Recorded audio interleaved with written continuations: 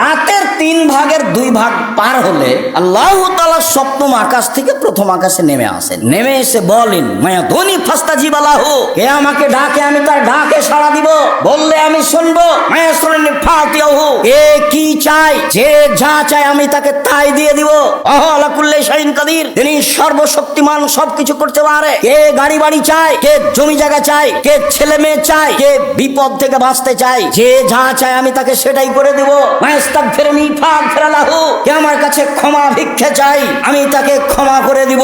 রাতের 3 ভাগের 2 ভাগ পার হওয়ার পরে আল্লাহ তাআলা সপ্তম আকাশ থেকে প্রথম আকাশে নেমে এই কথা বলতে থাকেন। আর আমি দুর্ভাগ্য ব্যক্তি, রাত 2টায় ঘুমিয়ে টিভি বন্ধ করেছি, মোবাইল তো আছে আল্লাহর রাস্তায়। আপনি বাড়ির গার্জেন, বাড়িতে একবার ধরে মেরে যে কারফিউ জারি আছে, কি 10টা 10:30টায় ঘুমাতে হবে। ব্যবসা বাণিজ্যের লোকেরা হিসাব নিসাব করে নয় 11টায় ঘুমাল। একবারে জরুরি ভাবে যারা পড়াশোনা করছে এ ব্যতীত যে কোনো মূল্যে ছেলে মেয়ে রাত 10টার পরে ঘুমিয়ে যাবে, এটা আপনাকে শক্তভাবে পদক্ষেপ নিতে হবে।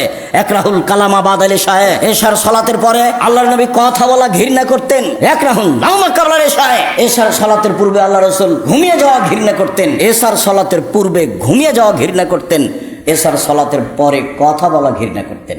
বুখারী মুসলিম।